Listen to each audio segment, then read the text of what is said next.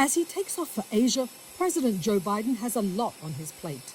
We have to deal with a crisis in Europe, and we have growing challenges in Asia, but our allies in Europe and our allies in Asia are coming together and recognizing that we all have something at stake in a global challenge to democracies from authoritarian states.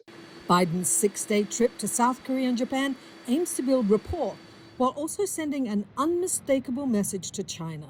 Russia's invasion of Ukraine should give Beijing pause.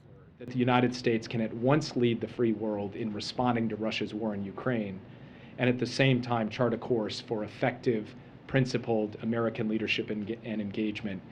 China's military assertiveness has grown over the course of Biden's presidency, with its provocative actions frequently putting the region on edge.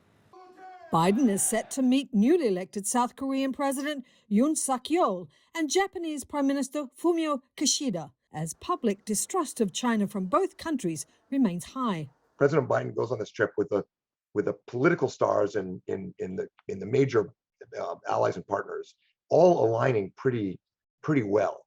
Biden arrives in the midst of an unfolding health crisis in North Korea, where a mass COVID-19 outbreak is spreading through its unvaccinated population. And U.S. officials say there's a genuine possibility that North Korea will conduct another ballistic missile test or nuclear test around the time of Biden's visit to Asia.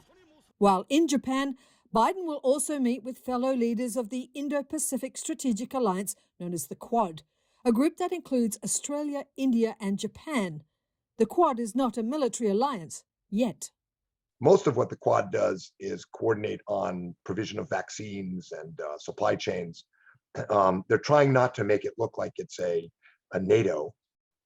But from Beijing's perspective, it's a helpful reminder that if China pushes us all too far, it could go in that direction.